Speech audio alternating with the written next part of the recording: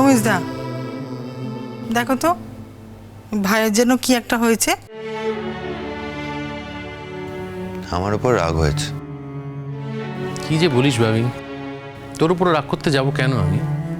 তুই কি কোনো দোষ করেছিস যে তোর উপরে রাখবো? সমস্ত দোষ সমস্ত অন্যায় তো আমি করেছি। ওই বাড়িতে একবার ক্ষমা চেয়েছি সকলের সামনে, আরেকবার আমি চাইছি এই বাড়ির সবাইয়ের সামনে সাক্ষী রেখে আমি মেজদার কাছে আরেকবার ক্ষমা চাইবো। আচ্ছা কি হচ্ছে বলো তো? তোমরা ভাই ভাই এরকম ক্ষমা চাওয়াচাই করছো। উনি রাগের মুহূর্তে বলে ফেলেছেন, ব্যাস মিটে গেছে। আর উনি তো বুঝতে পারেননি কোনটা উনি চাইছেন না। তোমরা তাই রিয়াক্ট করেছো। আর তাছাড়া এই ব্যাপার নিয়ে এত কথা বলার কি আছে সেটাই আমি বুঝতে পারছি না। আরে আনন্দের দিন, আমরা মিষ্টি খাবো তার জন্য ওয়েট করে আছি। ও মিষ্টি, আরে তোমার মিষ্টি মুখ দেখে কি মিষ্টি খাওয়ার ইচ্ছেটা আমাদের দমন করতে হবে, কিছু তো বুঝতে পারছি না। এই তো কাকা বাবু, এই তো নিয়ে এসছি মিষ্টি, নিন খান। পটকা, আমি তো তোমায় হার্ট করেছি, তুমি যদি আমার উপর রাগ করে থাকো ক্ষমা চাইছি। পটকা, এসব কথা কেন উঠছে এখন? আমাকে নিয়ে ভাবছিস কেন? তোর বাবা বাড়ি এসেছে, আমাকে এত গুরুত্ব দিতে হবে না, তোর বাবাকে নিয়ে ভাব। বাহ, তোমরা সবাই এরকম করে থাকবে, ওদিকে রূপাঞ্জনও চুপ। কিরে দাদা ভাই? কি চুপচাপ কোথায়? এই তো দেখছি শুনছি। কি বলো? কান আছে, শুনছি, চোখ আছে, দেখছি। সব সময় যে সব জায়গায় সবাইকে কথা বলতে হবে তার তো কোনো মানে নেই।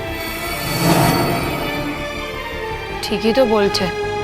আজকে তো তুমিই তো পটকাকে রাগিয়েছ, আজকে তো তুমিই তো সবাইকে দুঃখ দিয়ে মনে কথা বলেছ, সবার সাথে মিসবিহেভ করেছ।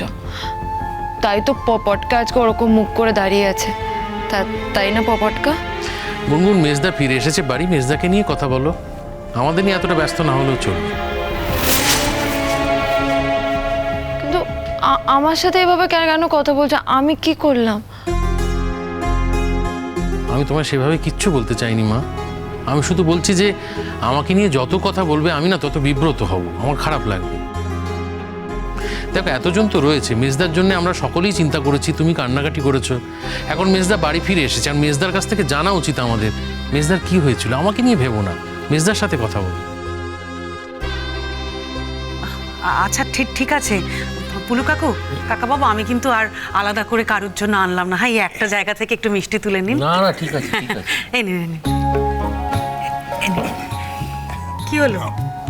তুমিও একটা খাও মেজকা। না তো খেকি বুড়োকে দাও, খেকি বুড়োকে। সে তোমার দাদা, তুমি খাওয়াবে।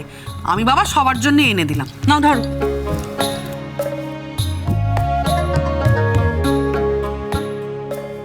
না থাক, এখন আমার মিষ্টি খাওয়ার কোনো দরকার নেই। আমাকে তো এ বাড়ির লোকজন মনে করে যে আমি দুশ্চরিত্র, লম্পট। আমি মদ, মেয়ে ছেলের পেছনে টাকা উড়িয়েছি। আমাকে তো কেউ এ বাড়িতে পছন্দ করে না, বুঝলি পুলু? হ্যাঁ, তা তুমি যেরকম ইডিয়েট, তুমি যে এই কথাটা খোলসা করে বাড়ির সবাইকে বলতে পারোনি, এটা আমি ভাবতেই পারিনি। আমি জানি আমাকে বলতে পেরেছ, অথচ দাদাকে বলতে পারো। হ্যাঁ, এই বাড়ির ছেলে মেয়েগুলোকে বলতে পারো কেন? কি অপরাধটা করেছো তুমি? তোমার জীবনে একটা শখ ছিল, তুমি সেই শখটা মেটাবার জন্য একজনকে বিশ্বাস করেছিলে, তা সে তোমাকে চোট দিয়ে দিয়েছে, এই তো। এটা ঠিক বুঝলাম না তো। বড়দা,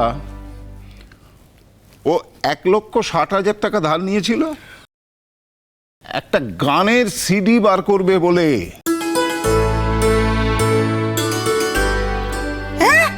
হ্যাঁ, কি? গানের সিডি গান। হ্যাঁ, খুব ভালো। আর যার কাছে টাকাটা দিয়েছিল সে প্রায় অর্ধেক টাকাটাই মেরে দিয়েছে। একটা সিডি দিয়েছে, কিন্তু সেটা করতে তার অর্ধেক টাকাও খরচা হয়নি। ও চেয়েছিল যে একটা সিডি তৈরি করে সব জায়গায় দিয়ে ওর গান গাওয়ার রাস্তাটা একটু খুঁজে নিতে, এবং সেই জন্যেই সেই করতে গিয়েই সে আমার অন্যায় হয়ে গেছে দাদা, খুব অন্যায় হয়ে গেছে। দেখো, নিজের মাপটা না বুঝতে পারিনি, জানো, বুঝতে পারিনি। সবাই যে আমাকে নিয়ে হাসাহাসি করে, উপেক্ষা করে, অপমান করে, আমি বুঝতে পারিনি।